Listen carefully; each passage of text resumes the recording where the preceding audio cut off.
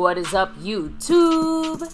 My Cowboys family here, bringing you guys the latest update on our very own Dallas Cowboys. And of course, as always, thank you so much for joining us here tonight. Yeah. Take a second to hit like, subscribe, hit that notification bell, follow us on all social media at My Cowboys Family, and of course, hop in the Discord. The link for that's in the description box down below. Yeah, what's up, everybody? Welcome into another one here, middle of the week. But hey, we're just getting started when it comes to our matchup against these Dolphins, and it's going to be a tough one. So brace yourselves. We're going to talk our defense. We're going to talk against their offense, and of course, the injury updates we all need to know. Before we go there, though, baby, and go to the news, info, and updates, who are the people wrecking stuff here on our channel when it comes to the weekly Dominators, representatives of the board, starting with our sponsor of the week. The one and only Skeptical Fan. Yeah. Huge shout out to him. Appreciate you. And not just the sponsor of the week, he's also the membership king. That's right. He's gifted 10 memberships last week, and that took the win right there. He's the king, the top spot there, one of the best ways of helping the channel. So extra special love to Skeptical Fan. And if you look right above there, you see Stanley Smith, big letters, because he's the big Cash App king. 2 weeks in a row, three out of the last 5 weeks, Stanley Smith has been dominating that Cash App. Now, when you look at who's in the lead, I do want to start it off with Skeptical Fan, because he dropped a little bit of love there in the chat by gifting a membership to Mike Aldana. So congrats to Mike Aldana, and big shout out to Skeptical Fan, who I got actually update on the board there a little bit, because he's moving up the board, and he's also got the lead when it comes to the gifting membership side of things. So he's got 3 gifted memberships, while Bobby Bottles currently is at 1. So he's got a little bit of a lead. He hit the field goal for Mr. Skeptical Fan. Much love to him. Again, thank you. And also a pre-stream drop there from yesterday in the Cash App after the stream. And also before the stream, Jason Renfro dropping a little love in there. Woo. And he dropped a $5 holler in the Cash App and then a $2.70 kickoff for tonight. So appreciate Jason Renfro. But he is not the current leader when it comes to the Cash App board. It is none other than Big D. Appreciate you, Big D, in the house. Much love, and he is... It feels pretty appropriate to have Big D repping it there. Just saying. Yeah, he's got it. Now, when it comes to the overall board, Big D's up in that top of the list, but he ain't the leader either. It's the man that has 62 points currently on the stream boss, Zach Luna, who's got the overall lead right now, trying to get that sponsor of the week. And to get involved on that side of things, a lot of different ways of dropping the love, whether it's a super chat, jumping in the membership and joining up in any of our 4 levels. You can, of course, gift memberships once you're in the membership, and that's what we said about Skeptical, Bobby Bottles, and many others that have done that. And then you look over, of course, we talk about the thanks button. I mean, that's another way people can drop the love there. I know Skeptical, Dwayne Broussard, Zach Luna. I'm sorry, not Zach Luna. Big D. All these guys have dropped the love through the thanks button, so thanks for that. But there's 4 other ways that really affect more so of the Cash App board. What are those 4 ways of dropping love there, baby? Of course, you have the Cash App money sign My Cowboys Family. You have the Venmo at My-Cowboys-Family. The regular PayPal link, of course, and last but not least, that's super chat. The Streamlabs link. Yes. Let your comment show up on screen just like a super chat. Like a super chat. Yeah. Exactly. So again, when we look at it like this, guys, there's a lot of ways of dropping the love. There's also a lot of different levels of membership. And we give the shout out to those in the star and over everything levels. Baby, who are they? Thank you very much to Skeptical Fan, Jason Renfro, Lincoln Kane, Mary Alvarez, Andy Potts, Marissa Sparkle, Dwayne Broussard, The Lunatic, and Over Everything. Seabass. Yeah, he's in that over everything level. And by the way, star and over everything, we just had our raffle last week for that group. You see it, the star level membership, over everything membership. Monthly jersey raffle. Just had it last week, so, a couple more weeks to go, but it gives everybody a chance to either upgrade or jump into star level or over everything level. Speaking of over everything level, Seabass back in that. He will be on the show on one of these next couple of weeks here. So when all the plans can match up, we get him on the show. He can talk about anything we talk about in this, on the day's topic, but also we'll give his 2 cents on what's going on in his mind about our Cowboys. So let your voice heard when you are in the over everything level as well. So again, appreciate everybody on every single level. But of course, top shelf, star, over everything, monthly jersey raffle. You know what it's about, guys. You appreciate everybody who here reps that star over everything like we do on the nightly. So baby, without further ado, who's in the house tonight to discuss our Cowboys in the chat? we have Skeptical Fan always staying skeptical. Mike Aldana, much love. And yes, Mr. Skeptical Fan did just gift you a membership. So drop them if you got them. Got the Miami emojis out. They're fire. Speaking of Miami, Alonda Hanslu, thank you for being here. That's right. Our favorite Miami fan, married to a Cowboy fan, so at least she has good taste. Yeah, but bad team taste. Yeah. Good taste and mate. Anyway, shout out to, let me see who else is here. We have Rolando Rodriguez all the way from South Texas. Esmodius, much love. Amazing Games, repping it Cali style. You already know. Yeah. Let's see who else is here. Sorry, yeah, I see you guys were chatting there for a bit. Dwayne Broussard, the top dog himself. Dog in the house. Representing with those emojis. We got GM in the house. Malcolm Williams, what's up? Jason Renfro, thanks for rolling through. He's got those Cash App drops. That's right. You know, the gifted membership and from Skeptical Fan, he actually is up into 5th place on the overall board. Matt Persico representing here. House Nelson in the house. Yeah. Saying, hey, maybe there's some, juju left over from when Jimmy went to the Dolphins, right? So maybe we do need to overcome the Dolphins to get to where we want to go. We got to make them look like this or like this. Freedom first, not first. No. But thanks for being here anyway. Skeptical Fan was first with that gifted membership. Much love to Skeptical.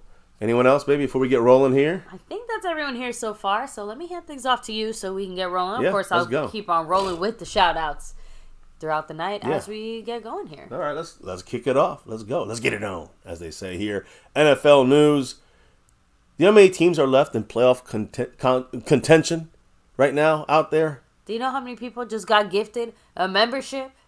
No. By Mr. Skeptical Fan. Huge shout out there. Oh, Skeptical. Justin Quarles, the Q-Man, is the lucky winner. So thank you, Skeptical, showing the love and sharing the love, of course. If I'm not mistaken, that's another one. Another one. It did show up on the screen, I think. Yeah, I see it up in the corner. Just I didn't hear the little ding that usually comes with it. That was all. Well, we'll do it for you. Appreciate you, Skeptical Fan. Congrats, the Q-Man, Justin Quarles, and hey, appreciate everybody in the house. Make sure you remind Alonda about our emojis we got here and keep dropping them like it's hot. She's dropping them for her husband. Drop them like it's hot, guys. No comment. We're all having fun here. Listen, I guess that's for after dark. I guess we can say that for 26 teams are currently. So please save that for the late night. Right? It is late night. Anyway, it's not after dark. Ooh, what's up, Antoine Scott? Who's got the toxic juice? And I would say I think we're all in the mood for sushi, aren't we? Let's chop up those dolphins. Anyways, 26 teams currently out of 32 still chance to make the playoffs, believe it or not. Just want to start off with that because we're in already, but that's, we're not celebrating that. No, I'm not. Now, that's just one of the many, many steps before where we need to go. Other teams, NFL news, the Jets have added Aaron Rodgers to their active roster, and he's going to keep practicing as part of his rehab process, but there's no word that he's going to be back on that field. So just so you guys know, especially because the Jets are out of it. I mean, they're not out of it. I think they're one of the teams still alive, but there's no real chance for them to make it. It doesn't look like Aaron Rodgers is going to really rush to come back. When it comes to other quarterbacks, like the Houston Texans rookie, where's East Side, Least Side? Quarterback C.J. Stroud, he is not yet back at practice for Houston. It's not a good sign for him to play. He already missed a couple of weeks, still in a concussion protocol for C.J. Stroud. So that hit to the head still affecting him for, it looks like 2 weeks worth of missed time. And then Steelers safety, former Cowboy, Namonte Casey. Remember, he had suspension for the last 4 games of the season, or 3 games of the season, and also into the playoffs. Well, he went and went to the board to appeal it in the NFL, and basically his suspension for the remainder of the regular season was upheld. But he is eligible to return to the active roster for the playoffs if the Steelers make it. Which where's real shit? Yeah, they ain't making the playoffs. And also, again, I know some of you guys asked about maybe one of these guys like Justin Houston. We talked about Jason Pierre-Paul. These are 2 guys that could affect the Cowboys, actually, indirectly. Veteran pass rusher Justin Houston was released yesterday from the Panthers. He wants to play for a contender. As I said, I don't think there's any real value for him coming to the Cowboys, but he passed through waivers. So now he's officially a free agent. You can sign him for whatever you want.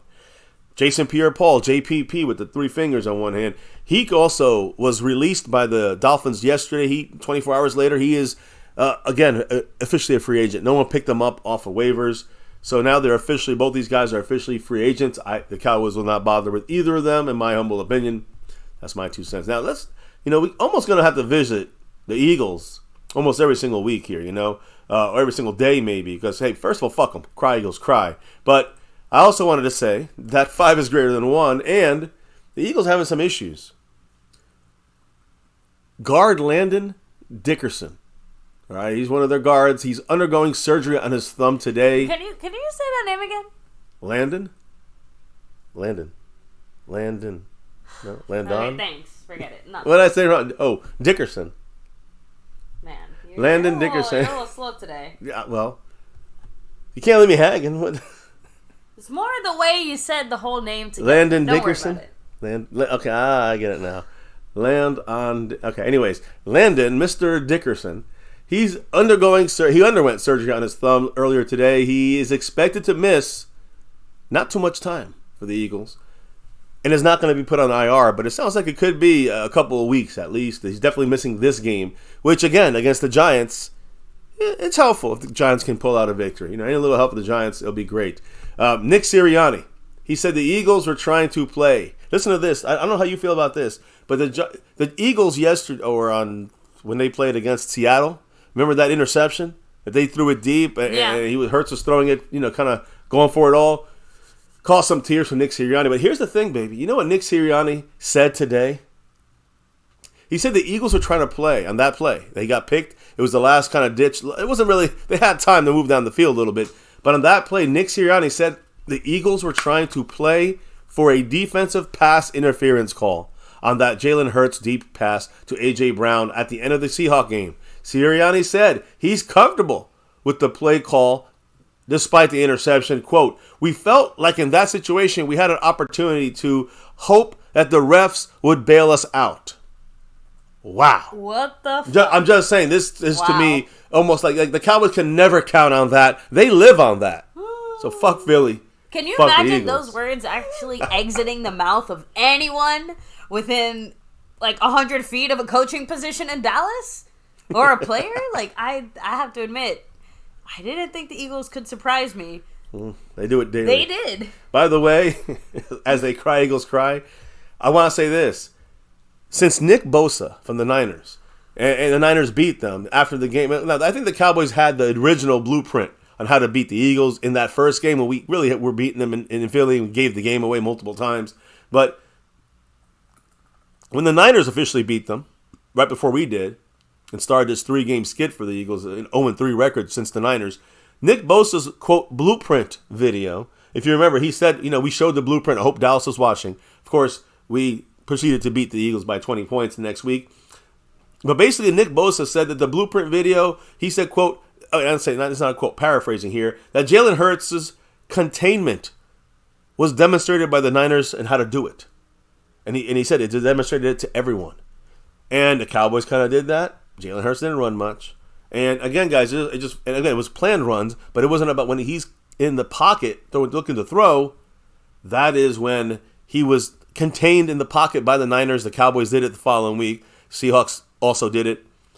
0-3 for the Eagles. Since then, listen to Jalen Hurts' stats. 1 passing touchdown, and that was 35 to 10 or something in the fourth quarter in that Niner game. That's his last passing touchdown, by the way. He has thrown 2 interceptions in those 3 games. He has a 71 passer rating.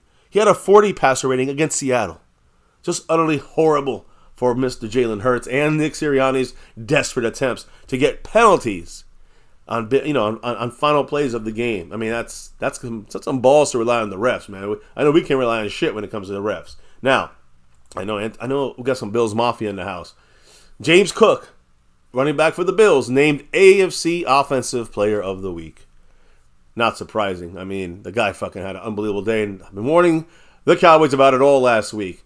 James Cook is the first Bills running back since Travis Henry in 2002 to earn an AFC Offensive Player of the Week for the Buffalo Bills running backs position. So again, congrats to him. He ran all over our defense. And that's maybe a wake-up call for Dan Quinn and the players. People only think about Dan Quinn, it seems like nowadays. It's Dan Quinn and the players. Whoa. And there we go. We got Mr. Mater97 getting a gifted membership by none other than Mr. Skeptical Fan in the house. Thank you, once Skeptical again. Fan. Appreciate you. Shout out to, yes, Mater97. But by the way, you know what happened before that? No. Alonda Hanzu came through. Oh. There it is with a $5 holler saying, y'all gonna lose. Y'all more focused on Philly and not us. Oh, I'm just getting started here, Alonda. Don't worry. If you want us to focus more on you, that is A-okay. Listen, we got you. I have my... Listen, this is just you just reading the introduction of the chapter of this book right now for tonight, Alonda. We got a lot of Miami Dolphin to talk about tonight. Don't worry. We got you. You're going to hear about your Dolphins tonight. And I got to be honest. Well, they got a good team. Make a little dolphin noise. I almost was about to, baby. I don't know. It's like I don't know. Thank you. I did a good job. Thank you. Okay. That was pretty good, yeah. Again, you can tell I'm still hoarse from being sick. The wife is much better right now, but I'm still getting through it. Like the second wave is hitting me, it seems like. So I'm doing my best, guys. I did my best with the Dolphin noises there. Hopefully we're hearing them screaming in pain after this game. So everybody make your best dolphin noise now. Everyone at their job, at home, in front of their family, like,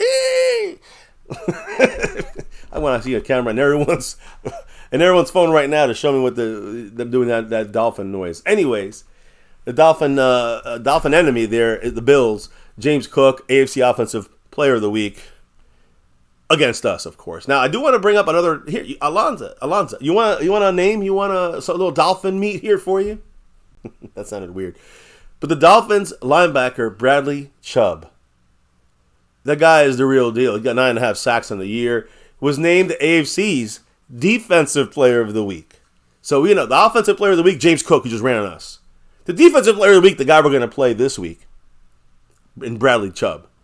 We'll talk a lot more about him and the defense of the Dolphins tomorrow, but today it's about Tua and the offense. Now, I just want to say, Bradley Chubb's numbers, a little preview about him. Why did he get AFC Defensive Player of the Week? Against the Jets, the lowly, shitty Jets. He had 7 quarterback pressures, 3 sacks in one game, 2 forced fumbles. By the way, leading the NFL in fumbles, in fumble recoveries, I think. He has 6. He also had a fumble recovery in that game. 2 forced fumbles and a fumble recovery. So again, Bradley Chubb, destructive force on that Dolphins defensive line, the edge. We're going to have to deal with them this weekend, and we'll talk about that defense versus our Texas Coast offense. We'll talk about that a little bit later tomorrow. Now, I do want to go to our Cowboys for a moment here, opening up Cowboy talk here. Aiden Diggs. You guys remember Aiden Diggs, right? The son of Cowboy cornerback, injured cornerback, Trayvon Diggs. He gave a speech today to the Dallas Boys and Girls Club talking about his appreciation and his gratitude for them. It's interesting to see a young little kid, talking to much older kids in that kind of way. But proud moment for the Trayvon Diggs family. And he still, Aiden's still inspiring kids and adults alike. Now, I do want to bring us back to 2008 for a moment. Today, in 2008, the Dallas Cowboys played their final game in Old Texas Stadium in Irving, Texas there, before moving to their new stadium in Arlington in 2009. And you know what's funny about that? I remember that because we lost to the Baltimore Ravens and knocked us officially out of the playoffs that year, that game. But the game before that was our last home win. And it was against, in that stadium. And it was against the New York Giants, and I was there. Hell yeah. So I got to experience at least one last happy moment in Texas Stadium before we took the L the next week, and that was our official last game. But yeah, today in 2008, that was our last game in Texas Stadium. A lot of great memories there. Pro Bowl. We went to Super Bowl, but Pro Bowl voting update. The Dallas Cowboys players, the players for the Cowboys that lead the NFC right now, they're leading the NFC in 5 positions.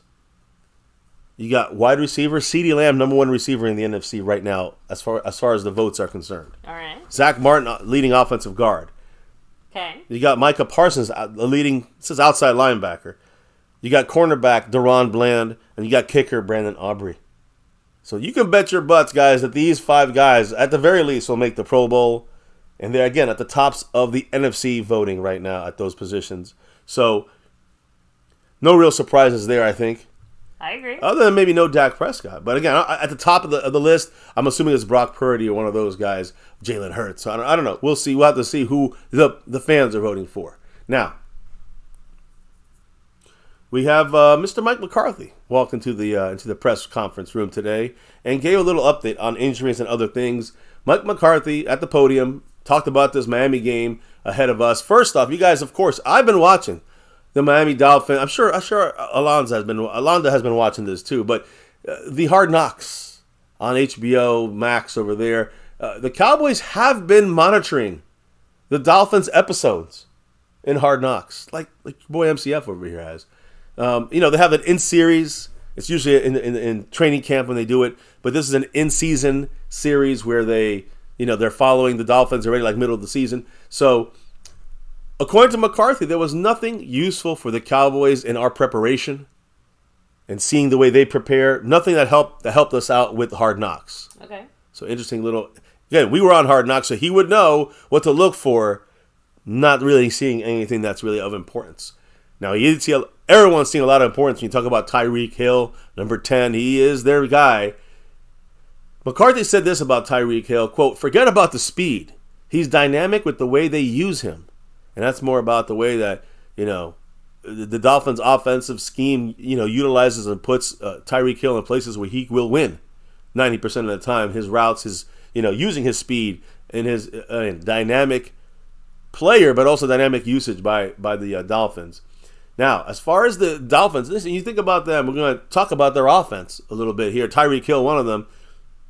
He also talked about their ability to run and attack the C-gap. You guys know what C-gap is? The edges, the outside runs, right off tackle. So, again, off left tackle, right tackle. Mike McCarthy said, quote, "I don't think I've ever seen a team that gets the ball to the edges the way they do." The way they attack that C-gap, their ability to do that, that's something he's watching for, Quinn's watching for. Guys, we got to be ready for those Raheem Mostert runs to the outside, left and right. Those are killers, and he's a hard runner. So, McCarthy and squad here, coaching squad, preparing properly, I think, for this upcoming tough game against the Dolphins. McCarthy did give updates on injuries. And now let's get into practice, injuries. But McCarthy said that Jonathan Hankins, with that ankle and knee issue, he said, quote, he's doing better. But he'll be hard-pressed to go this week and play at the Dolphins. So it looks like no Jonathan Hankins. Still not quite ready to go yet, which honestly, really unfortunate considering that, again, the Dolphins are one of the more higher-powered offenses, and they don't shy away from the run game either necessarily. So you have to imagine that they're probably going to do what other teams have done and run the ball. Just run, right up the middle. Now, I will say that weak spot. Well, again, run up the middle with Hankins not there, but it's also, again, McCarthy brought up the edges. And the fact that they attack the edges so well. So we got to have our, DeMarcus Lawrence's, and yes, Micah Parsons got to set those edges better than maybe ever to keep them from really, getting outside. And then our linebackers are in chase mode. They're trailing the play there. So it's up to those edges to secure, the C-gap, and also up to whoever is going to be in that middle. There's no Jonathan Hankins going to be there in this game. At least that's what it sounds like. Hard pressed to go this week. When McCarthy says hard pressed, that means he ain't making it, guys. So that means, in my mind, more work, more opportunities, more chances for guys like MAZI Smith and Carl Davis. And I actually have a little bit of something about MAZI Smith and the importance this week specifically for MAZI Smith to maybe have a better game. Now, what about other injuries? You got offense, defense, right? Zach Martin with the quad. We need him back against this tough defensive line of the Dolphins. And Malik Hooker with that ankle injury. We really need him back so we can play that aggressive defense, that we can do it with a single high safety situation. Well, that hurt us as well last week on defense. So, both these guys, according to McCarthy, we're gonna work with the rehab group. Quote, won't do much today. So again, I'm not sure if that's because of the first day resting, or is it, Malik Hooker and Zach Martin are really in trouble. I think Zach Martin's fine. I think Malik Hooker is something we have to watch. Now, as far as practice was concerned, I don't know if it was Mike McCarthy, Lunda Wells, tight end coach, Ferguson. The Cowboys, again, printed out photos of their opponents' front players, front line players, front seven on their their kind of their it's called a blaster. The running backs, the tight ends, they run through that machine. I know. I keep forgetting what it is. Honestly, just called it a tackle machine. Yeah, in my head, I'm just saying. I didn't realize it had. It's a run-through machine, like the hands, grabbing at you. So you got to think of run through that, boom, boom, boom, boom, boom. But it's called a blaster. You got to blast kind of through it. We did our usual. Hey, let's print this out, stick it on there. Yeah, to remind us who, of course, we're playing. We did that last week at the Bills and got our asses handed to us. So I don't know if that's going to work too well. But anyways, Cowboys photo printouts of the Dolphin front seven defensive players on their roster, put it on their blaster, something they've done. Cowboys are just like us. It feels like something they've done just the last 2 weeks. I'm hearing they've done it a little bit more this year, so it wasn't just the last game. When they prepare, I think last game is just when it caught our attention, probably. Well, it's when they do it. I think when they do it, not just our attention, but it's when they do it when they prepare for an uncommon opponent. Okay. So basically someone that they wouldn't necessarily face every other week or twice a year, like let's say the NFC Eagles East. Or an NFC team in a general sense. Yeah, I mean, it looks like so far we've only done it for the AFC teams. Right now, you got 4 AFC teams. We end up playing, but I also think you got to throw in there. You got 5 teams actually. No, 4 plus the Chargers. I'm assuming we did it for them. Sometimes you got a team you play 2 years in a row. Probably don't need it for those guys. Either way. That's the way the Cowboys are doing it. Sunday's game against the Dolphins, the Cowboys' first meeting since September 22nd, 2019. Now, the Cowboys practiced at the Star, of course, today. And on the field, there was no vision, no sighting of Zach Martin, Tyron Smith, Jonathan Hankins, Malik Hooker, and DeMarcus Lawrence. Something to think about. DeMarcus Lawrence, we definitely need him this week, sending the edge. But as we know, if you guys have been following here, usually that means Veteran Day for most of these guys. Yeah. All right? So Malik Hooker with the ankle, didn't practice. You don't need to ring the panic bell. Well, no Malik Hooker, again, guys, was not really practicing, but he was taking mental reps, participating in some of the drills, but no helmet on.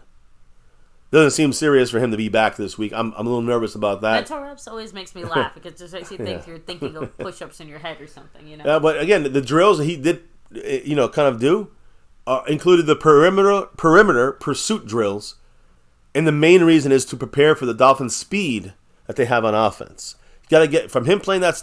If he's playing single high safety, he's got to hit those edges, those corners, and help and run support when Mostert and Achan, whatever, when they're running that ball to hit the edges, you got to get over there and get to them. So again, you're seeing Malik Hooker kind of doing some of these drills, the perimeter pursuit drills, and again, listen, kind of behind the scenes, Malik Hooker said that the plan is for him to put in the real work tomorrow on Thursday, the hitting day in practice. That may be a good time to really see what he can do.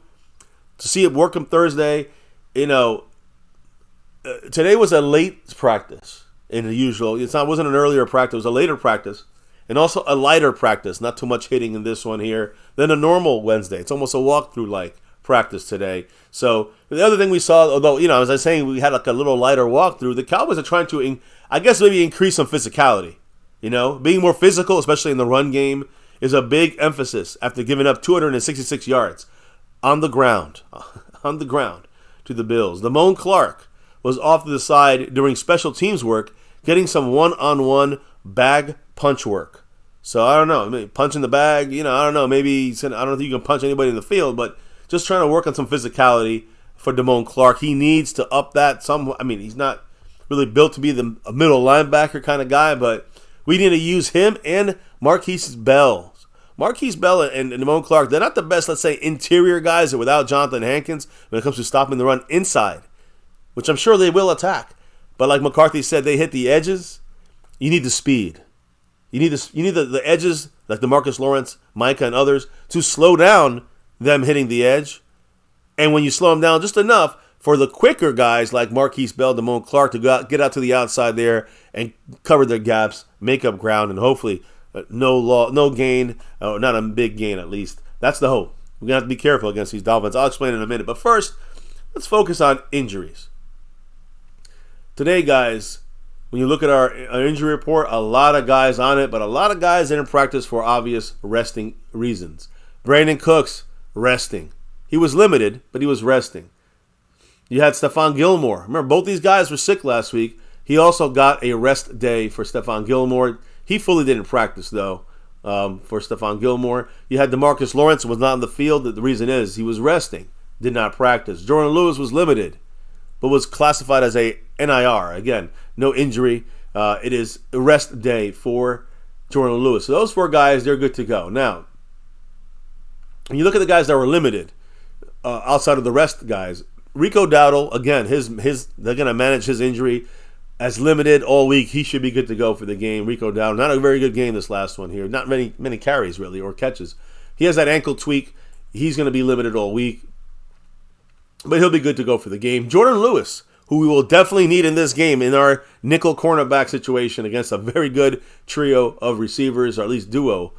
Jordan Lewis, did I mention him already? Yeah, he didn't practice, but he was he was limited, but he got a rest day today. The other guys, again, Vilemi Fehoko was full practice, but he is currently still in the IR officially. Matt Walesko with the shoulder, also fully ready to go. He's full practice, but also on the IR still, so they're not eligible yet to play this week.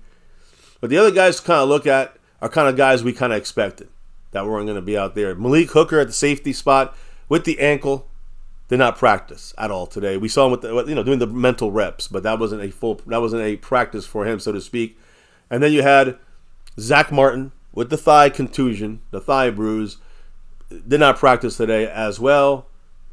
2 other guys, I guess one other guy showed. Oh, and Tyron Smith. Sorry, Tyron Smith with the back issue. Again, that's one thing that's kind of interesting. It wasn't a rest day. They listed it as his back. Usually they list him as rest. So Tyron Smith, just keep an eye on him. Back injury, did not practice at all. We know, though, he gets vet days no matter what. Another guy who's out there injured but full practice, Tony Pollard. Had a thumb injury, I guess, from the game, but he was full go for this one here. Again, Zach Martin, Malik Hooker, Jonathan Hankins, all did not practice. That was already expected. Tyron Smith popped up with that back injury situation, did not practice. Just keep an eye on that. But we all know Tyron Smith usually appears on the Wednesday injury report. Non-injury, rest situation. Back issue now. He played all 57 offensive snaps against the Bills. And according to what I'm hearing, there's no apparent reason for any concern about his back. Just a very long injury report here after, a game that was physical, let's be honest. Now, it looks like those are the 3 guys to watch for. Zach Martin, Malik Hooker, Jonathan Hankins is going to be out for this game, and we'll see what else happens there. Now, the Dolphins had a lot of injuries. The Dolphins side of things, in fact, let's put them on the screen here for a quick second here. The Dolphins, let's put them like this. How about that? They had a lot of injuries ahead of this game. A couple guys were not spotted in practice. Actually, I should say more than, listen to this. Listen to the people who were not at practice for the Dolphins today. Tyreek Hill, which has a little bit of an injury there. Yeah. Xavier Howard, which is coming back from injury. Raheem Mostart and Devon Achane, they're both running backs right there. And the other, who else was out there? Who? These 5 guys. The entire starting offensive line for the Miami Dolphins. Yeah. Well, damn. So when you look at their injury situation, Javon Holland, who has knee injury, Deshaun Elliott, we talked about him the other day. He had a red jersey on and practiced. Final stages of the concussion protocol, they both practiced. The Dolphins' offensive line, though, have been decimated by injuries all year, and their 5 starters weren't even showing up. We're not in practice today. Elements, I guess you can say that the Dolphins are keeping hope alive when it comes to their offensive line. Mm-hmm. It's just Wednesday. An offensive line coach, Butch Barry, he has managed to get the most out of this consistent lineup, I guess, as it gets rotated around a lot because they got a lot of injuries on the offensive line. But left tackle Taron Armstead and new center now, because they lost Connor Williams for the year, Liam Eichenberg, they made it through last Sunday's game with their injuries, and so they should be okay. When you look at the injury list, by the way, they had 7 did not practice players. But you had a couple guys full practice. Chris Brooks, who was just pulled off the IR list with the knee, full practice. He's good to go. The only guy in full practice for them. Bunch of limited guys, though. Like I said, Eichenberg, starting center now with a calf issue, limited in practice. Deshaun Elliott, we talked about him yesterday, still in concussion, but he's going to get out of that. He was limited in practice. Javon Holland, I just talked about him. Their starting safety with the knee issue was in practice and limited. All these guys trending to play. Their defense is going to be even better than they were the last couple of weeks. You have, who did I say? Xavier Howard with the hip, not the nip, the hip injury. Did not participate in practice. I'm sorry. Javon Holland, limited. Let me just go to Kader Kohu, cornerback with a hip. He was limited in practice. And all these guys were also limited. Emmanuel Og... Huh? I said Kohu? Kohu, yeah.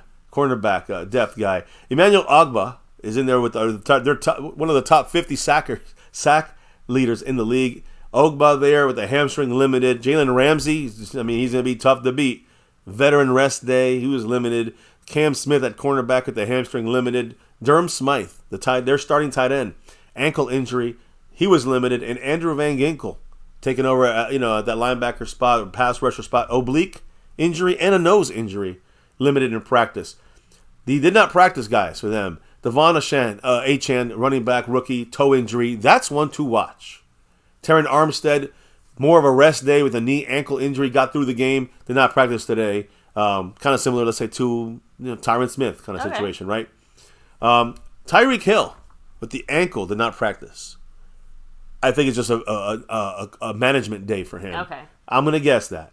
Xavier Howard with the hip did not practice. Robert, that's one to watch, but it seems like more of a rest day, even though he does have a hip injury. Robert Hunt, offensive lineman, hamstring, did not participate in practice. Austin Jackson, also offensive line, oblique injury, did not practice.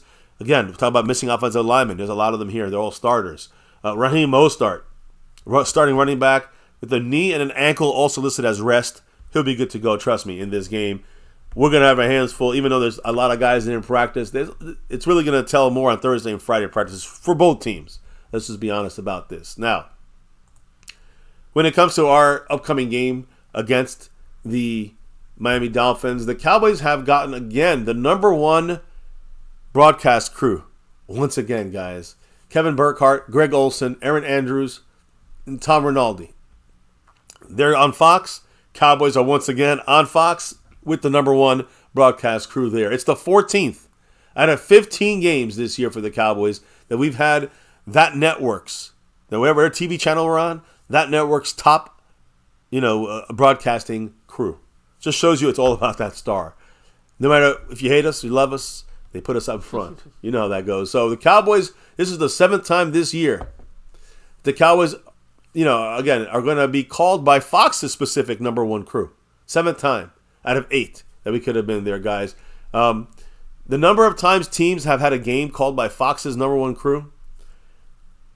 Cowboys 7 times. Okay. Next, the Niners with 3. And then the Eagles with 3. One of those was against Dallas, though. So you know what they got on. Yeah. And the Lions also with 3. So there's we're getting the number one crew that tells that, hey, we're the one everyone wants to see with that national game. The Bears and the Rams both had 2. Of course, remember the Rams, one of their 2. Well, we were at that game, but that was against the Cowboys. So keep that in mind. Also, a little quick FYI. The Niners, they went on a 3-game losing streak earlier this year. After they beat us, they went on a 3-game losing streak. It sounds like whatever. Yeah, I mean, look, no, I'm just saying the Eagles have also gone on a 3-game losing streak. Right? The Niners have gone on a 3-game losing streak. The Eagles went on a 3-game losing streak. How about the Cowboys? We haven't lost back-to-back games since 2021. I mean, just saying. I'm just throwing it out there. See.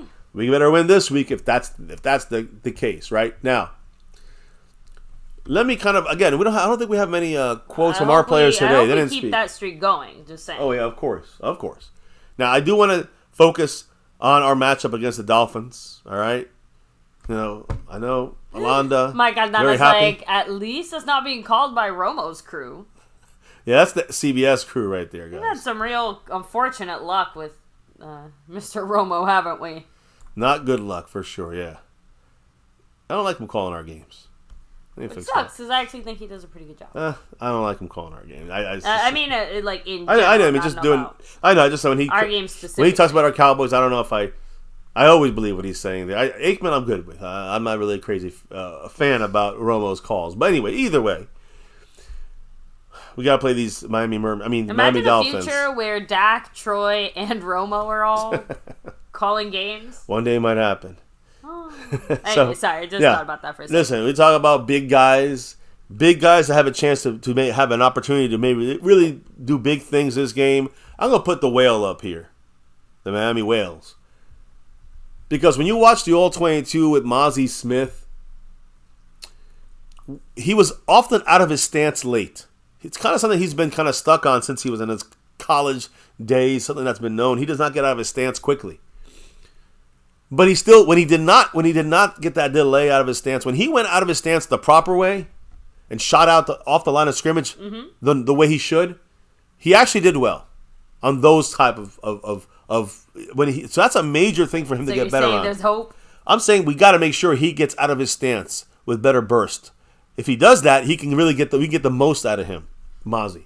But here's the thing: what you did see when he gets out of his stance quickly, he can neutralize offensive linemen with just arm strength, not even the base.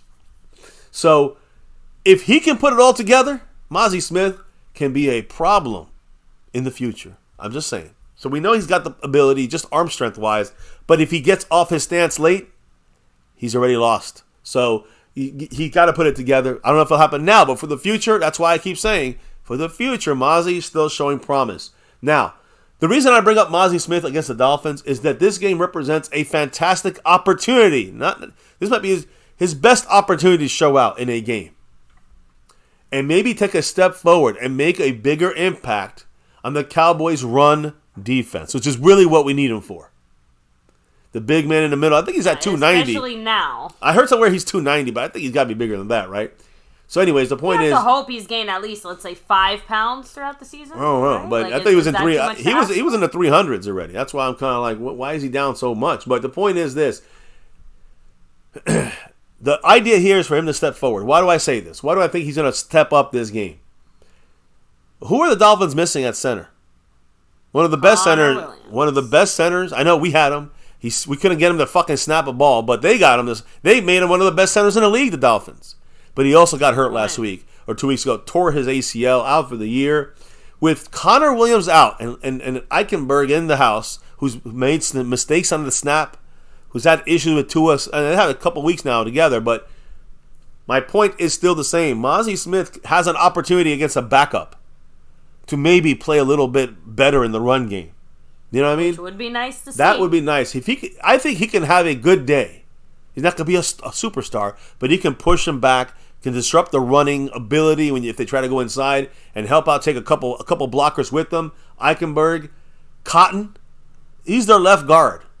All right? He can sneak in there. MAZI will have his best game of the year against the Dolphins.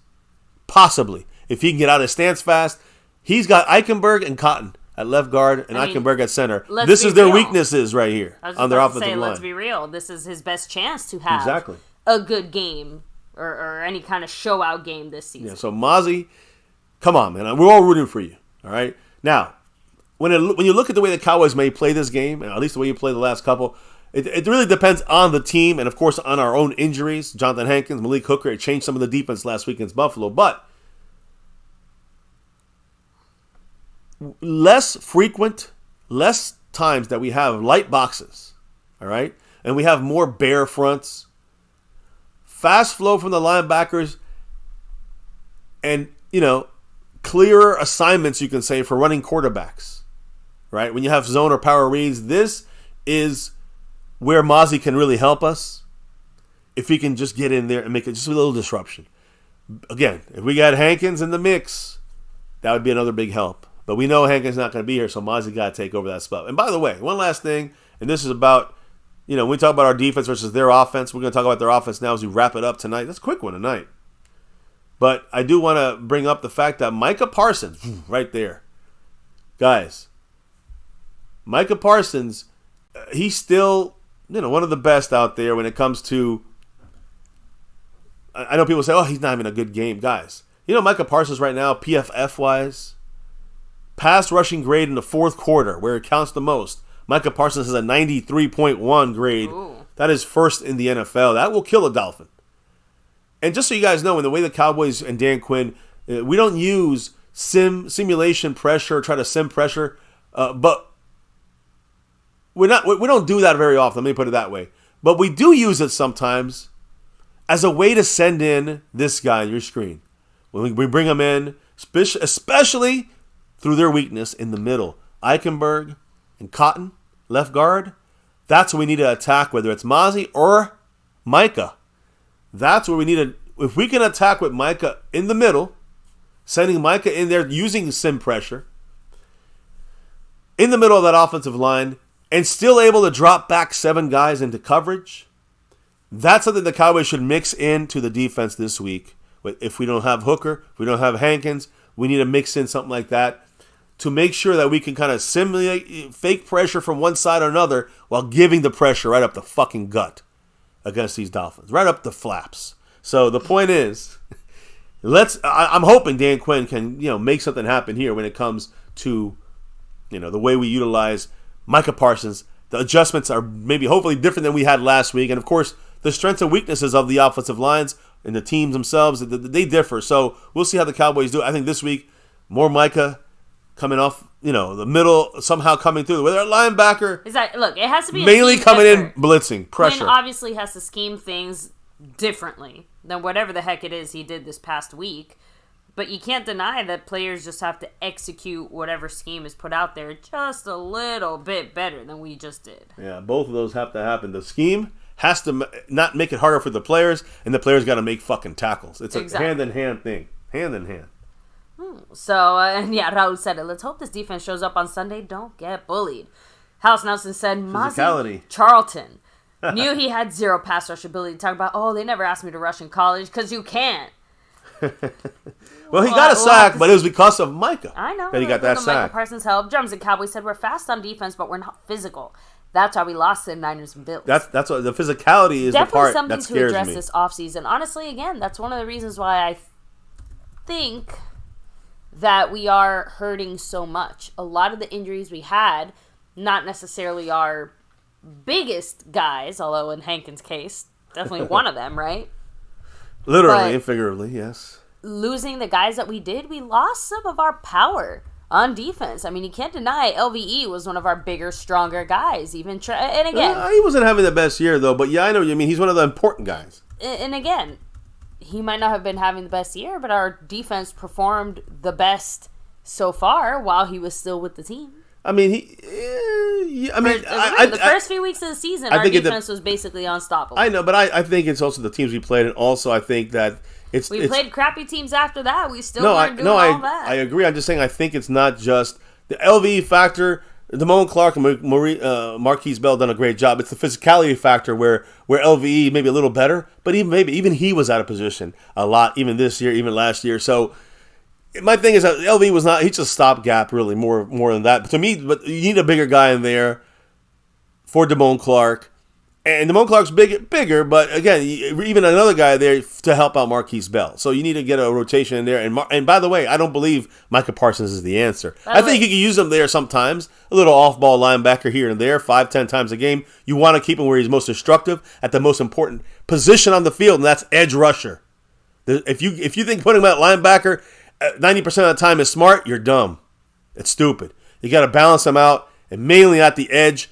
Forget balancing him out. Edge rusher. Throw him back there sometimes. The guys, they can run on Micah just as easy at the linebacker spot as he's an edge rusher. And he's probably sent the edge second best up there next to DeMarcus Lawrence. So Micah at edge 90% of the time is the move. If anybody says differently, I'm just saying they haven't watched film. They don't know what they're talking about, or they're going with some narrative that it's driven by something else. I'll leave it at that. Alonda Hanslu. Dropping that $2 a holla. Woo! What did she say? Alonda. She said, Dolphin fan. What did she say? Stephen A. Smith picked the Dolphins. Nah. Stephen A. Smith's wrong like about 60% of the time. 70% of the time. I'm guessing that's one of the times he's going to be wrong. Yeah, I bet you I could look at every single matchup and watch him pick against the Cowboys every single time. So, but yeah, we don't take Stephen A. Smith, all that seriously Not at all. around these parts. So get your jollies where you want. Well, you can, though, Alonda. House Nelson said, I remember DeMarcus Lawrence looking like a disappointment in his rookie season until the end of the season, and then he flashed. Exactly. I'm holding out hope that MAZI will do something similar. Just give us some hope. Mr. MCF brought this up pretty sure last night, but don't forget about Tolbert, who in his first rookie year looked like absolute doo-doo caca. And heading into the season looked so much better, even if we haven't maybe seen as much of him as we would like to see. The few times we have seen him, he stepped up his game. Guys, night and day difference. Stepped up his game. And by the way, I just want to say, Tolbert's though position at receiver easier to get in line with sooner than defensive tackle. That's just a known thing at position. I mean, Tolbert was supposed to be more of an impact last year at receiver because it's easier to learn. The thing is, it was in Kellen Moore's offense, which took the offense, the veterans, middle of the year to learn. So how can you expect Tolbert to learn that? You know what I'm saying? So Tolbert this year used perfectly by McCarthy, except for that 4th down pass play against the fucking Eagles. I don't know why we went to Tolbert on that play. We had Ferguson wide open. Sorry, that's on Dak. Anyway, and also on the offensive coaches for putting in someone like Tolbert, who's not really going to draw away coverage from a Ferguson. But it worked.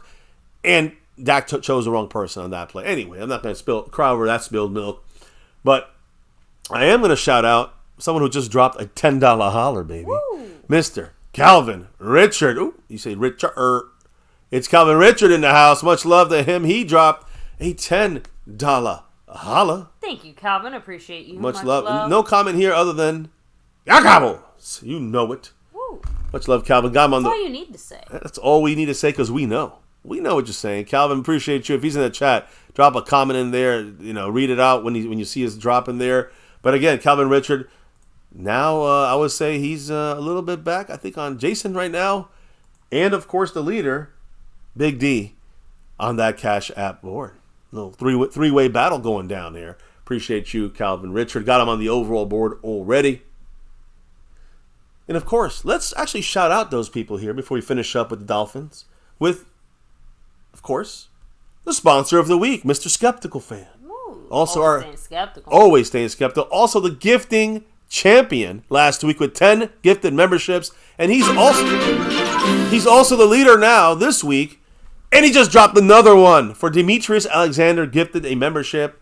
Congrats to you. And extra special. Thank you again, Skeptical Fan. Extra special love to the man staying skeptical. Skeptical Fan, the winner of many jerseys here at MCF. I think he just got his last one there. I know that I heard from the man Mosh, man. That one's on the way to us right now. So once we get it, we send it to you, brother. I hope it gets there in time. I know it's going to be tough for the Christmas, deadline there, but we'll do our best. Like a Three Kings Day. We'll do our best, brother. We'll do our best, but all we can do is as fast as we get it. So we'll keep our eye out for the mail from Mr. Mosh. He said he's sending it out, or he sent that out yesterday. Oh, send it out today or tomorrow. So we should get it in a day. And then we'll send it to you immediately after that. So appreciate you, Skeptical Fan, gifting another one. And I got to fix that board, baby, because he is right now at the first place spot in the gifting membership side with 4 gifted memberships. Last week he had 10. But by the way, Skeptical Fan leading there. Zach Luna, 55 points on the Stream Boss, but he is also first place on the overall board. And as I said earlier, the Cash App King is Stanley Smith. Much love to him. 2 weeks in a row. 3. He's back-to-back like our 90s Cowboys. But he also won it 3 in the last 5 years, almost like our 90s Cowboys. We did it 3 in 4 years. Much love to Stanley Smith, the leader, currently still Big D in the place to be. Ooh, there he is. Wait, there he is. Big D. Appreciate D. And he is in first place still on the Cash App board, although Jason Renfro and Calvin Richard right there, right down his back right there, ready to try to take over. We shall see what happens. Smokey's also on that board. Appreciate you guys. Big D, though, in the lead, though. Now, as we turn from that, of course, remind everybody, hit the like button. Hit subscribe to the channel if you're new. Hit the notification bell. Hard as hell. All right, and make sure you know when we're going live. Of course, follow us on Twitter and X and all the social media at MyCowboysFamily. We got the Discord thing going on. Thank you all for rocking with us here tonight so far. And we got ourselves... Is that a double drops here, I think. They got one boxed out. Yes, it is. Alonda Hansel with that $2 J. Lou holler. That's a Bradley Chubb holler, I guess, if you're her. And Malcolm Williams with that 5 on it. What did both these ballers have to say? So Alonda Hanslu said, "I'll be wearing my white dolphin miniskirt."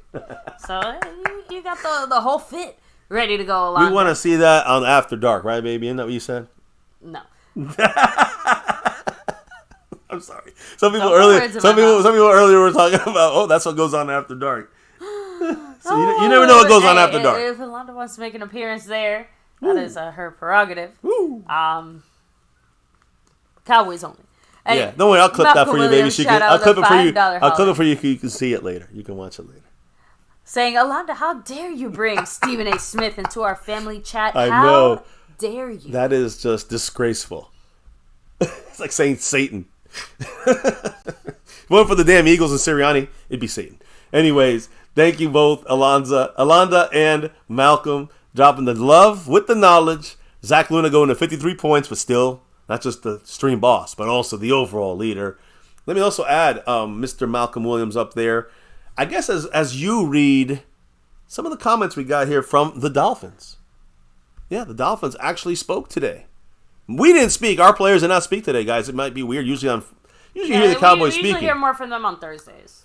No, it's Wednesday and Thursdays. The Cowboys hit it up. Maybe it's this week. It's Thursday, Friday. There was no Cowboys speaking today, which is extremely interesting there. But the Dolphins, we saw sushi. We saw the dead dolphin. You're seeing the whale dolphin. Baby, what did Mike McDaniel, again, Mike McDaniel, the head coach for the Dolphins, was asked how you respond to the narrative of what, the Dolphins, like the Cowboys, can't beat a playoff caliber team. We beat one, they beat none. And he said, quote, "I gave players the clearance to tell the media, with all due respect, fuck off." With all due respect. Again, that's what he said. And it includes not just that, I want to actually hear a player say that. Well, he said F off. I just wanted to put the uck to it. Okay. But the point is, he said F off if you have anything about why we haven't beat a playoff caliber team. He said F off regarding any questions outside and questions about the Sunday game against our Dallas Cowboys. So he's just trying to keep it Cowboy Dolphin instead of why can't you beat a good team? Something we've heard. They heard it once, recently. We hear it every fucking week for the Cowboys. So the Cowboys are used to that, right? Yeah, but I think both teams are in a somewhat similar position that they were not just dominant, but like super dominant. Remember, the Dolphins started off the season as probably the best team, just considering how many points they were scoring and everything else. Yeah, they were high caliber at 70 points. And I mean, that's crazy numbers, right? And they struggled sometimes, too. Of course, but the point is that we both have a vested interest in trying to beat each other because we are trying to prove that, hey, we can do it against bad teams, but we can do it against the better teams as well. Good point. So, of course, only one of us can actually win, so I guess we will find out which one is the better team, so to speak. We're going to find out of the two similar teams in AFC and NFC. We're going to find out which is the better one. I still really just want to hear players say F off. Well, if they're asking about something that's, not Cowboy Dolphin related, that's what he said. You have the permission to tell him to fuck off. Oh, certainly not the Dallas Cowboys media training one usually hears about, is it? You know who's not fucking off? Alonda Hanslu in the house with the 5 on it. You know what she said? What did she say? Malcolm, because Stephen A. is always right about Dallas. Oh, you little son of a gun. She's just lucky she's got a husband that reps that star in that household. Just lucky. I do have to wonder how that works sometimes. Just throwing that out there. No, we're having a good time, though, here on MCF. Even if Alonda is going to be sent home with tears on Sunday evening. You know what I mean? We also have to give a shout-out because I do believe we have a drop in the Super Chat as well. My goodness, Super Chat. I keep saying Super Chat when I'm trying to say something else. You've made that. It's the second time you said that. Who is the dropper of the day? In the Cash App. Oh, who is it? I meant to say. Well, we have SnugX coming through with a $5 Go Cowboys Snug holler. Dropping that 5 on it. Woo. $5 holler right there. As always, Snug. Yes, always appreciate the man SnugX. And as I look at the numbers here, try to get all the tallies together here, he is currently in 11th place. Snug with the big quick jump right there. Well, there you go. SnugX, appreciate you. We know why. I thought you were going to say more. Sorry. We know why he's here. Let me see. Much love, Snowden. And exactly Asmodeus. Stephen A. is not saying anything that you couldn't say about literally anybody else. Exactly. Aztec Aguilar 4, much love to you.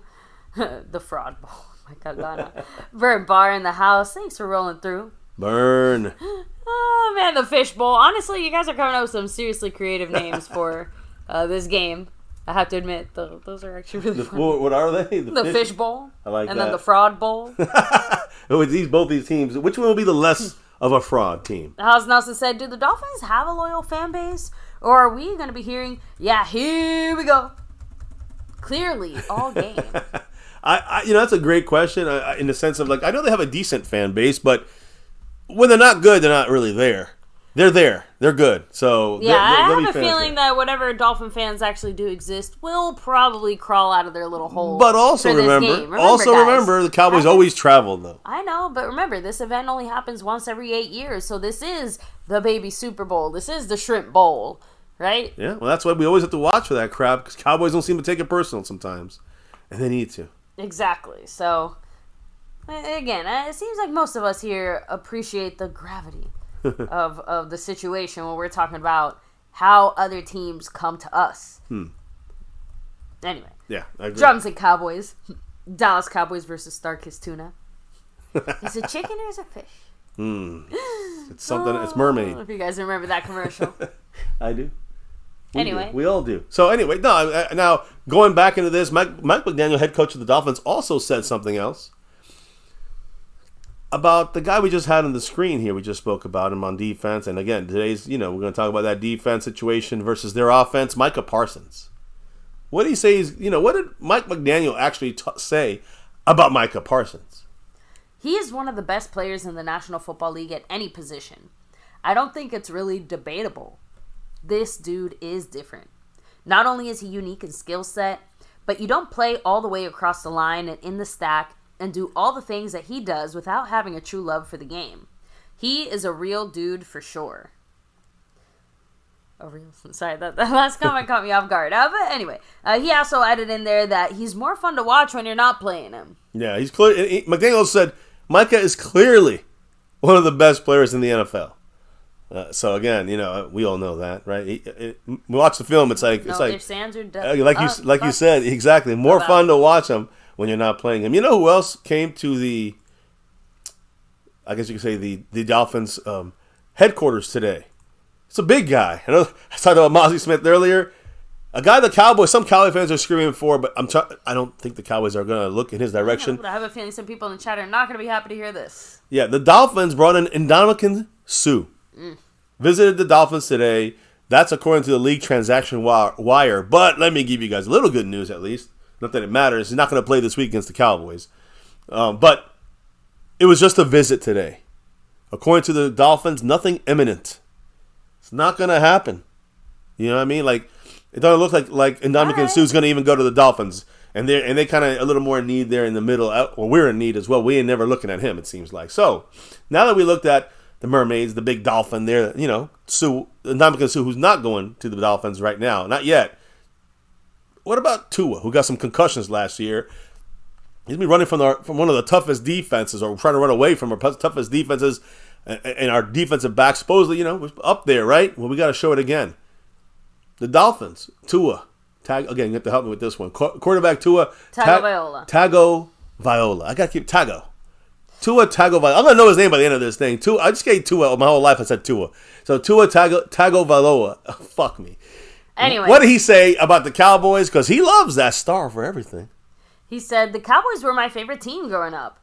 They played in primetime a lot in Hawaii. Primetime is like 3 p.m. We're like, oh, dang, it's night over there. The sun's still up over here. Again, remember, that's like Marco Sepien and Ganja Man and a lot of our fans out there that, are out there. Young Wilson. They're all out there in the Hawaiian Islands. And that's, prime time. It's 3 o'clock for them. He said, I come from a family that are big Cowboy fans, but not anymore. Everyone's a Dolphins fan. What? And then the ones who still support the Cowboys are probably not my family anyway. That would make me laugh, I got to admit. Damn. But remember, the Cowboys are targeted as, bullseyes no matter who you're playing. The Panthers, that's their Super Bowl. So you got to be ready for the shots that can be fired by the Dolphins and everybody, all the fans that are supporting the Dolphins in this game. Now, he also talked about against the Cowboys, playing our team. Right? He said it's going to be cool. It's going to be cool for the moment, just being able to see the star, being able to see those guys in their jerseys and whatever and whatnot. Some of the guys that are playing, I used to watch them while I was in high school, playing high school football. And now I get to play against some of the guys on their team. That'll be cool. But at the end of the day, I got a job, and we want to go out there and beat them. Now, you want to throw some picks. Listen, he says he loves the star. Honestly, he does sound like he's, like, freshly drafted. Like, oh, that'll be cool. It'll be awesome. It's going to be cool until, guess what?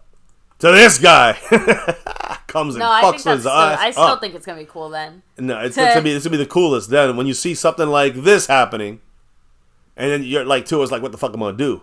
Tua's going to be like, what the fuck am I going to do? Tua's going to be like, what the fuck am I going to do? So it's going to be interesting to see what happens there. What the fuck am I going to do? Tua was asked, what are your thoughts on Deron Bland? Like, how do you feel about facing off against him and his kind of explosive season so far? 8 picks, 2 above in second place. Now, Deron Bland's got 8 picks and, of course, 5 pick sixes. But, yeah, what did he say about Deron Bland? You just don't show up on Sundays and poop that out, if you will.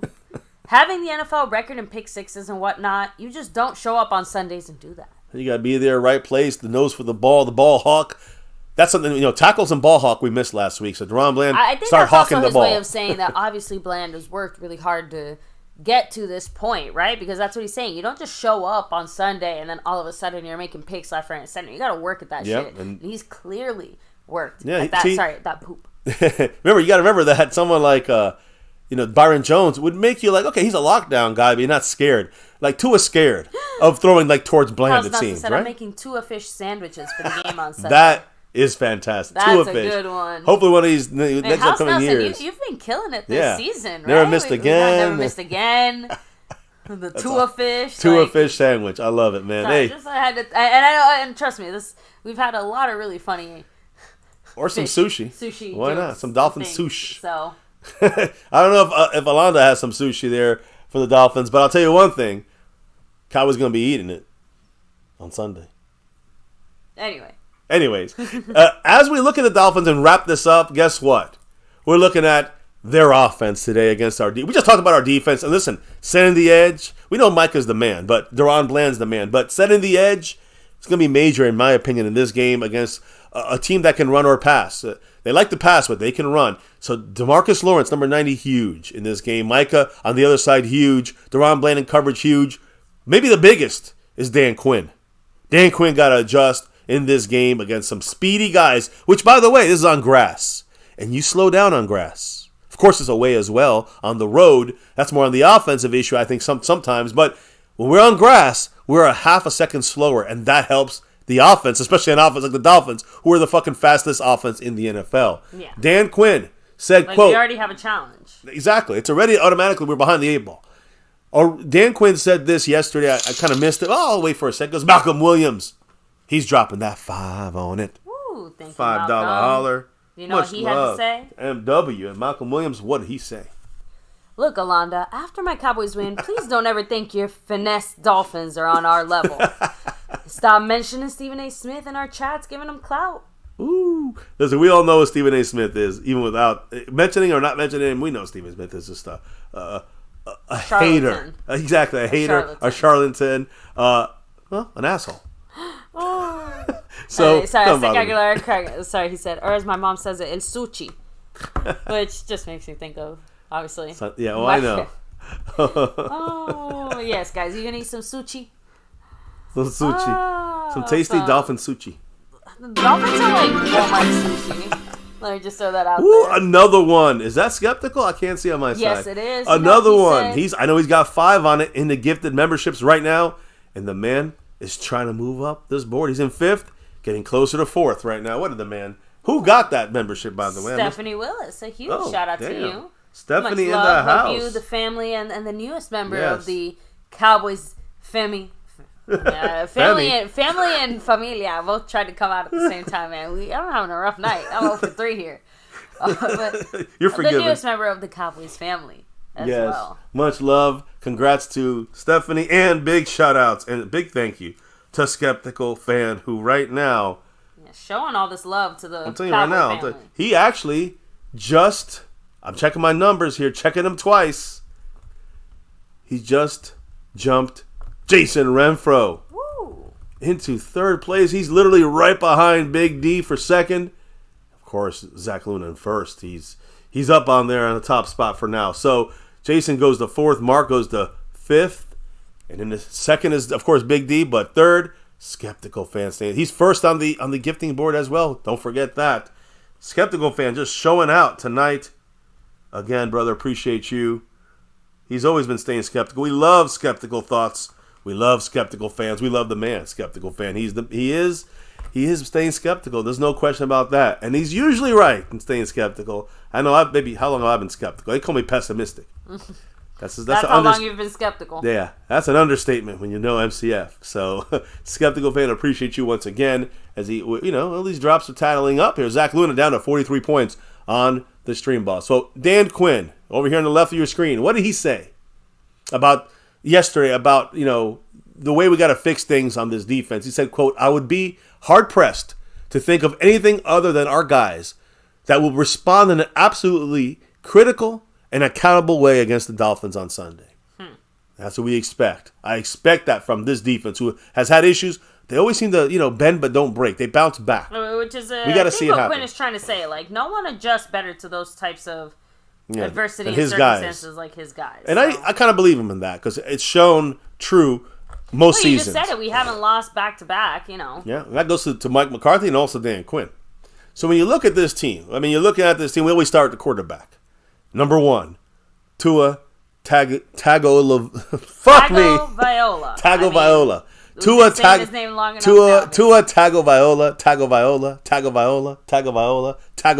Stop sounding like a real word. Tua Tagovailoa. It doesn't sound like I never get his name. I'm sorry. So you look at him having a big season so far this year. Hold up.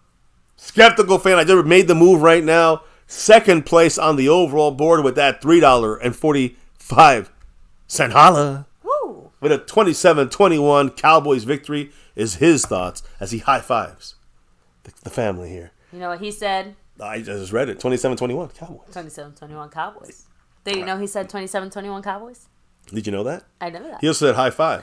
Thank you, Skeptical Fan. Much love. That's a high five symbol, right? Yes, it is. Okay, so we got Tua had a big season, so much love to Skeptical Fan. Zach Luna to 40 points, and Skeptical now officially jumping over Big D in a second place. Now, breaking it down real quick, Tua, big season, but has some ups and, of course, some downs. Mostly his restrictions have been due to injuries. He hasn't really been off on passing, all right? But he also has some inconsistencies. He does come up, tendencies. He leads the NFL in passing yards, and he leads the NFL in completion percentage. So he can get those completions. He gets those yards. But he is sixth in interceptions. He's thrown 10 picks this year, and he has 20. Yeah, I said it. You talk about Dak and the drop picks. He has 20 turnover-worthy plays this year, which is fifth most in the NFL. One thing that Tua has done well this year is basically have one of the best offensive lines at keeping him clean. But we'll talk about it later. They're banged up in a big way this week, so that's going to maybe slow him down a little bit. He has mobility, and he has the ability to avoid pressure. So keep that. He reminds me a little bit of Kyler Murray-ish. He's also southpaw. He's also left-handed, as you can see in the picture. It's harder to kind of go at a left-handed quarterback in coverage because you got to lean different ways. But also it's hard to go after left-handed because now their blind side is the right tackle. Right tackle is the attack, not left tackle. If you want to go to the blind side of Tua, he is left-handed. So again, he has mobility. He's had one of the best offensive lines in the league stat-wise. Although again, a lot of them are banged up. Mobility and ability to avoid pressure makes him hard to catch and sack behind the line of scrimmage, and it makes him hard sometimes to disrupt the play that way. But I will say, he can't get... Look, 40. We talked about a guy getting sacked 40-something times last week, or a couple weeks ago. He's been sacked. Tua's been sacked only 25 times this year. That's 24th out of 32. So that means that Tua does not take sacks very often. I want to add one last thing, though, because we always have trouble with mobile guys like Kyler Murray who can run. Can Tua run? Sure he can, but guys, he has fit. I was gonna say, I don't think I particularly recall him really running like that. Well, he had those concussions last year. He got sacked. This year, he has 55 rushing yards for the whole year. Like, Dak almost had that in one game. I was going to say, yeah. I'm saying Tua does not run the ball, so the fear of him running, guys, we don't have to have a spy like we do with Kyler Murray or Jalen Hurts. You guys feel me on this? We just got to corral him in the backfield, corral him in the pocket, Jalen Hurts style, right? Not let him get out of the pocket because he extends the play. And then you got Waddle, you got Tyreek Hill, and they kill. So, again, that's one of the keys there. You don't have to watch, unless they start bringing Tua out and running him all the time, you don't see any running from Tua this year. 55 divided by 15, that's like 3 yards a game. I'm just saying, I don't know what it is, but it's not that many yards a game. Running the ball for Tua. By the way, take it easy, Skeptical Fan. Have a great night. Much love. And stay skeptical. Always. Yes, he's rocking the spot here tonight. By the way. But yeah, that basically means that he like, sometimes might take the ball and, like, I don't know. Run to the outside. Yeah, get a yard. Yeah, exactly. He ain't going to run even for the first down too often. Now, I will say the people that do run the ball, one of them is here. The other one is not here, but he's kind of banged up. Devon, I always say his name wrong. He got some trouble with these fucking names on the Dolphins. Is it A-Chain? I keep saying his name wrong. Again. Isn't it Achane? No? It's not A-Chain. A-Chain? I think so. Okay. So, anyways, he returned to his duties this... he returned to his job over on the field running back a couple weeks ago, and then went out injured. He went out injured in week 5, and he came back after that. And he hit, again, over 200 yards and scored 2 touchdowns when he did come back against the Broncos. In the last 3 weeks, though, since he's returned, A-Chain has not hit the levels of his production before the injury. He had one great game after the injury, and then nothing after that. He's only rushed for 152 yards in the last 3 games. So I don't think that he will be a big player in this one as well. They will use him here and there. The Cowboys have to be able to watch A-Chain's ability to catch the ball and run. Does that remind you about James Cook? That's what it should remind you about. So, little James Cook is there for A-Chain, if I'm saying his name right.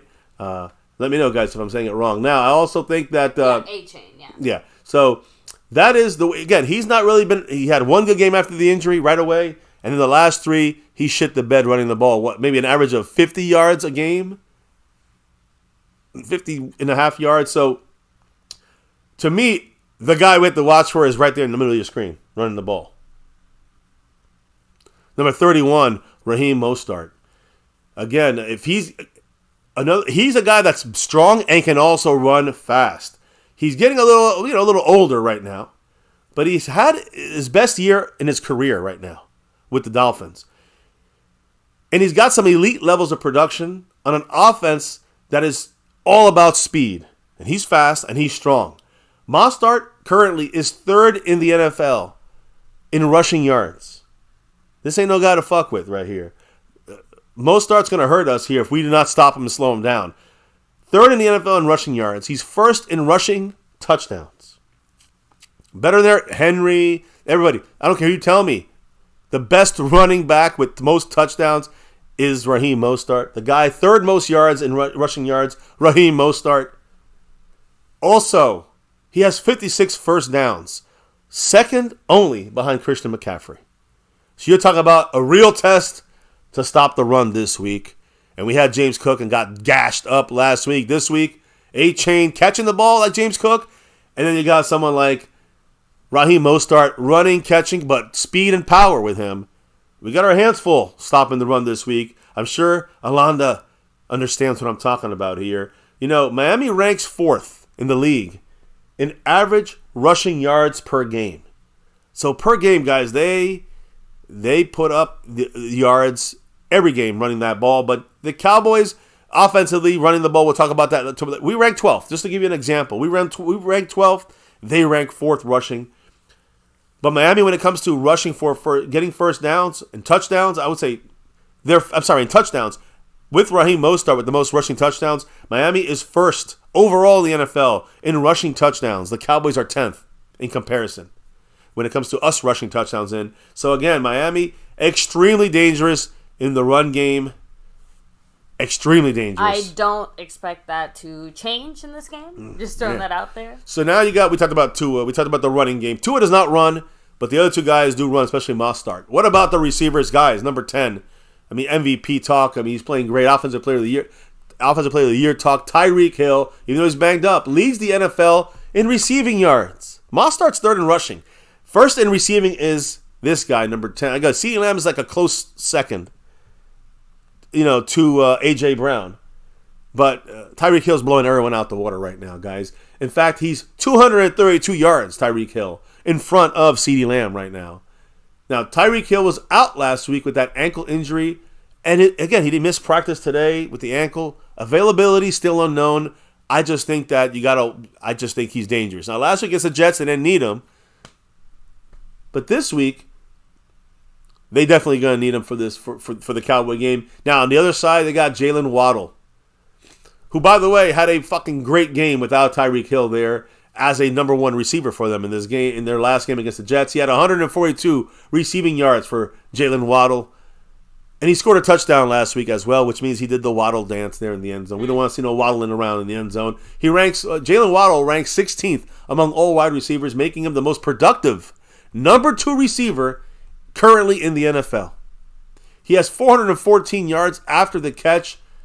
That is the most among supporting wide receivers, number 2 wide receivers. Remember last week I talked about, CeeDee Lamb and Stephon Diggs. Those are the main guys, right, on the receiving side of things. But the Buffalo receivers, Gabe Davis, and I forgot the other guy, but they were the most productive 2 and 3 guys in the league. Now we're meeting by himself the number 2 most productive guy in the league in Jalen Waddle. So a lot of similarities within this game and the Bills in some ways, other than location and turf, I guess. But the point here is the guy, he gets 414 yards after the catch. You gotta make those fucking tackles, Cowboys. So we're not just talking about Raheem Mostert stopping in the backfield, securing Tua when you get your hands on him, but you got to make sure. Of course, Tyreek Hill is a different kind of battle there with his speed and the way the Dolphins use him. But Jalen Waddle, he's a bigger guy. He will break tackles. Cowboys have fucked up tackles last week against the Bills. We make tackles, Waddle will not be as effective. Just simple as that. Tyreek Hill and Jalen Waddle, when you compare it to our Cowboys, they outscore CeeDee Lamb and Brandon Cooks in yardage combined and in touchdowns combined. The Dolphin offense ranks first in receiving yards in the NFL completely. You know what that means. That this is their power here. They can run, they can throw. There is no joke here. Tyreek Hill himself, number 10, assuming he plays, will be a nightmare combined with Jalen Waddle. This is a situation where you got to kind of pick your poison. The Cowboy defensive backs, we talked about Bland. You got to talk about Stephon Gilmore. And, of course, Jordan Lewis, who's a little bit resting up here, banged up. They got to get on their A game. They got to be ready to roll against this Dolphin receiving core. And we need Malik Hooker back. Trust me on that. I hope we get him back this week because then we can play a little more aggressive.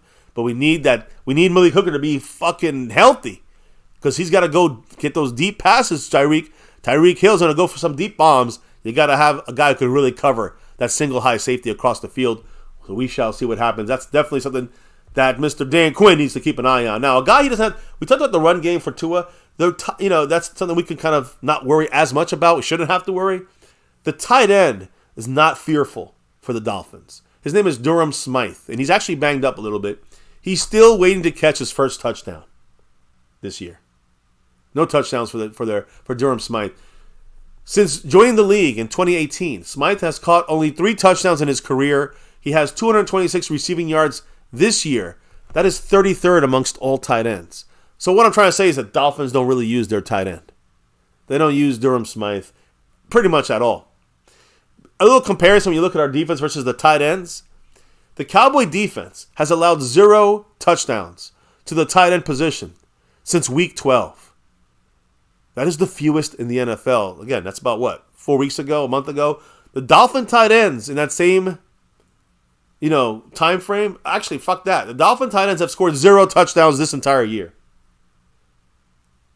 That's of course, the worst in the NFL. So, no fear. I mean, this will be the game they score a touchdown with the tight end. But really, the tight end spot does not have any fear in this offense when you look at the stats, the facts, the analytics. Durham Smythe is a non-factor when it comes to catching the ball, scoring touchdowns, and having production in the air. It's about the receivers. It's about their running backs, and Tua leading the way. So, again, That's a spot we don't have to worry about Tua running. We don't have to really worry about tight ends. But you know why we have allowed no tight ends touchdowns this year? You know why? He's in this picture. Can you find him? Number 1. Yeah. Don't forget about J-Ron Kurz, baby. There's a reason why he's in this thing. So again, just wanted to make sure there's a lot of stuff going on. But as we wrap it up, the final piece of things is the trenches. Why the Dolphins have this issue, though? If they have a good offensive line, great running game, speed all over the place, receivers tearing it up, Tua having a great year. All right, tight end's not great, but offensive line's been helping them, but now it could be an issue. The Dolphins' offensive line is playing very well this year. And they're doing that with injuries throughout the year that they've been having. So they've overcome their offensive line issues. It's kind of like how our defense has been playing well all year, for the most part. Yeah, but I think it's more like our offensive lines got through those injury weeks in the first, month and a half. True. We got through that. We overcame that. That's kind of what they're doing. Yeah, we got through the other side. They're overcoming things, guys. They're starting tackle. His name is Robert Hunt. He's on the injury report, as I read earlier. He will probably, the word is he's going to miss this game. So again, you got Cotton inside there. You got Eichenberg. Now you got another guy, Robert Hunt, who's going to miss this game. We got to attack all over the place on this offensive line. Even though they've been really holding up well, they're going to meet one of the tougher defensive fronts they've met all year. So again, Robert Hunt, starter at tackle, going to probably miss this game with a hamstring injury. Starting guard, Austin Jackson. He left last week's game early with an oblique injury. Again, did not practice today. These are the two guys we got to watch. Austin Jackson, Robert Hunt. Eichenberg got to take over for the out. Now he's out for the season. Connor Williams at center. So, he's on injured reserve now when it comes to Connor Williams at center. And Isaiah Wynn. I mean, they made a move for him from the Patriots. He was shut down. Basically, he had to, he's out since October. He's been out. He's not coming back for this game. A lot of these guys, starters, backups, they're all over the place, banged up. They've held it together. They've done a great job. There's a lot of missing pieces on that offensive line, and they only allowed 1 sack against a really good Jets defense last week. Competition level, though, it helps. Even though the Jets have a good defense, overall, some of the defenses they face, for the most part, recently have not been that good on the pass rush side of things. And the Dolphins played a lot of possession football early against the Jets, keeping the ball, keeping those quick first downs, just kind of keep moving the ball and weakening and tiring out the Jets defense. They might try that against our Cowboys too, so just keep that in mind. But again, this amount of offensive line changes that you have on the Dolphins' offensive line, you would expect automatically, right? What's one of those things? Cohesion. Mm-hmm. The stuff McCarthy loves, the continuity, right? You'd expect synchronicity to not be that good at all 5 offensive line positions, right? At least as it was when they were all together, right? That will disrupt zone blocking schemes, which helps us, attack the running game, which is very important. And it also disrupts, because their offensive line is not going to have that continuity and that cohesion. It's going to disrupt not just zone blocking for the run, but the effectiveness to be able to protect Tua, that he's been able to do what he's done this year so far. That's going to hurt them this game, especially with the defense that we got. It's just definitely one of the top defenses. If this offensive line, I believe they will probably have a tough game, unless the scheme works it. But I think if you straight up, their offensive line is going to have trouble against our defensive line.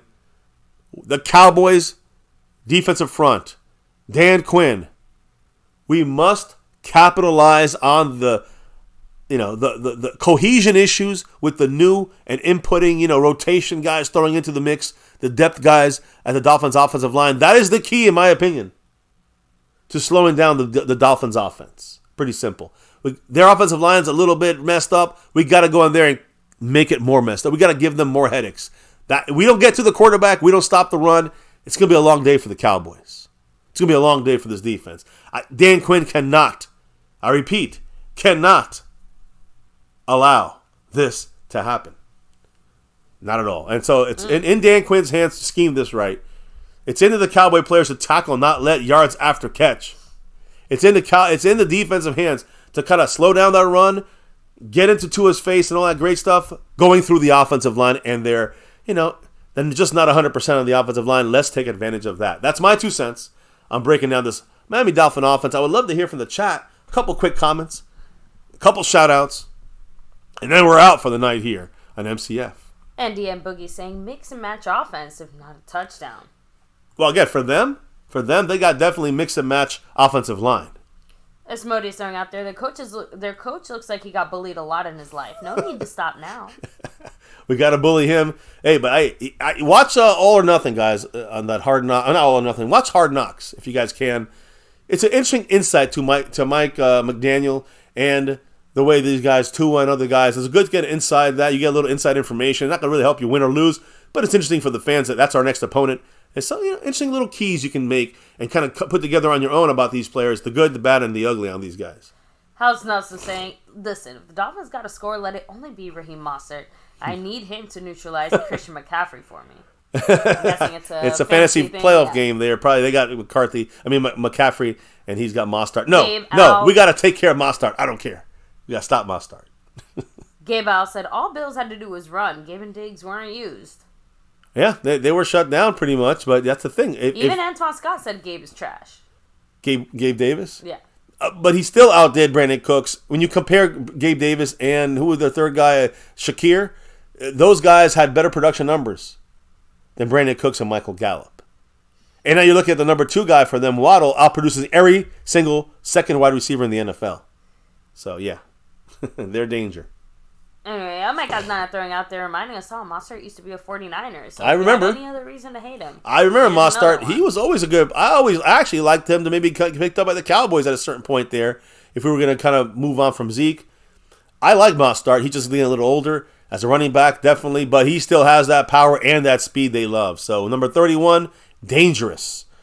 To me, he's the most. I know Tyreek Hill with the ankle, so maybe not as dangerous. The offensive line, we can slow down Tua, but it's all about stopping the run, in my opinion. And that's number 1. Always. Yeah. We We got to stop the run. And if we stop the run, we get some sushi after the game. Hell yeah. Hell fucking yeah. And instead of stopping the run, guys, I think it's time To for stop us the stream. to stop the stream, yes. It's a wrap here, right? It's a wrap tonight, baby. Any last comments? And, of course, always the shout-outs here on MCF as we get on some out. of that, but Yeah. Manuel Trillo, what's up? Always watching. Andy and Boogie, Asmodeus, Mike Aldana, Burn Bar, House Nelson, Gabe L, Antoine Scott. We have, let me see, Asmodeus, Skeptical Fan, Bruce got the Toxic Juice, Stephanie Willis, much love, House Nelson in the house, Austin Aguilar 04. I think I made a mistake with Mr. Skeptical Fan. I think he has 7 gifted memberships, not 5. I'm just checking it now. I'll fix it for you tomorrow, bro. I know he's sleeping. Okay, sorry, you kind of Sorry, I'm caught me sorry off about guard that. there. It's I'm alright. sorry. Seabass, Alonda Hanslu. He has 7. My fault. Here we go. Mike Aldana. Malcolm Williams. Asmodeus. Burn Bar. Freddie Martinez. No, just making sure I got everyone. I think that's everyone here so far. So with that said, baby, Yeah. why do we do what we do? I want you to remind us. It's that navy blue, that silver too, and that star over everything. Hell yeah, guys. You know what we do here. It's written on my shirt. MCF. You know how we do this on MCF. It's about, no matter what. Again, you said it. Navy, blue, silver, and star. But it's also, no matter what here on this channel, win, lose, or draw, good, bad, or ugly here, we always rep it.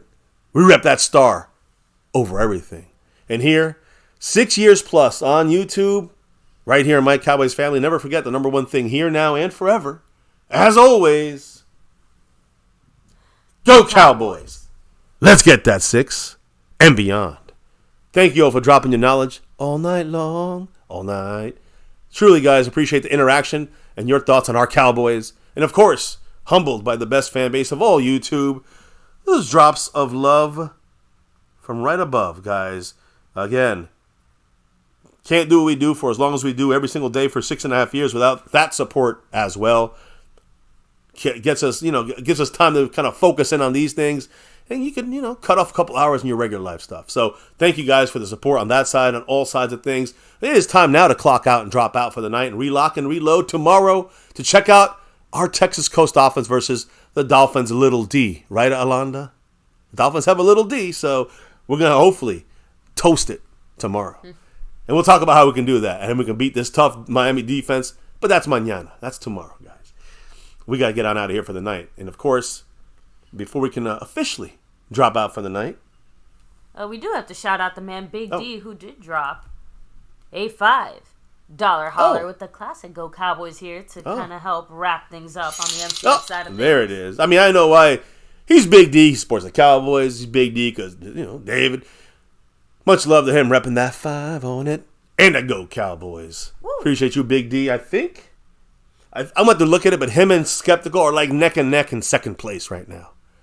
Much love to Big D. He's, again, as I said earlier, he is still repping the lead in the Cash App. Zach's got the overall lead, and Skeptical got the membership lead. Of course, the gifting crown there, the membership gifting crown, is currently controlled by Skeptical, and so is the sponsor of the week, as Stanley Smith owns that Cash App board 2 weeks in a row, 3 out of 5. But currently, yes, Big D has the lead on that side of things, Cash App wise. Now, on that note, guys, we got a clock out, drop out for the night, relock and reload tomorrow. But before we can drop out officially for the night, baby, I need you to tell everyone, what do we got to do before we drop out of here tonight? We got to drop the beat. Oh, yeah. Officially, the beat's been dropped. Again, thank you all. Zach Luna down to 35 after that drop by Big D. Thank you all for representing that star of everything right here with us on My Cowboys Family, where we go live, try to go live every single damn night, not just of the football season, of the year. 365. We try. Not every time we get it through, but we try. Hey, it's a wrap here on MCF when it comes to another Cowboys chat in the books. And, of course, today, eating some of that dolphin sushi, you know what I mean? We got to make sure we devour their running game. Raheem Mostert, 8-chain, catching the ball. Got to watch those guys. They got speed. They got speed at receiver, Waddle, and, of course, Tyreek Hill. Got to tackle Waddle. Got to slow down Tyreek. And Tua, well, got to get pressure on him. They're put together, slapped together offensive line. Our defense. Our defensive line, our defense. It's time to show up. Right, Dan Quinn? Get it together, Dan Quinn. Players, tackle and get it together. And let's get this win. Here in MCF, it's always about that navy blue, that silver too. That star over everything. Never, ever, ever forget the number one thing right here, My Cowboys Family. Much love to everyone in the house. Appreciate you all, MCF fans, Cowboy fans. And remember, before you leave here, when you're hearing this on a replay, wherever you're at, hit that like button for this stream. Hit subscribe for the channel, almost at 30K. Of course, hit that notification bell to all videos so you know we're going live. Follow us at My Cowboys Family on all social media, X, Twitter, all that good stuff. We got Discord and on and on. Check the description right here for the video if you want more info. Guys, thank you. Have a good night. We'll see you back here tomorrow. Peace out. And never, ever forget. Go Cowboys!